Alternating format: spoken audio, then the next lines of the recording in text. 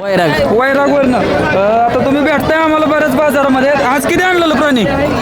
किती शेळ्या आणलेल्या? 16 शेळ्या आणल्या. 16. किती कापल्या? 13 गेल्या फक्त. एक 3 शेळ्या राहिल्या, 4-5 शेळ्या राहिल्या ते.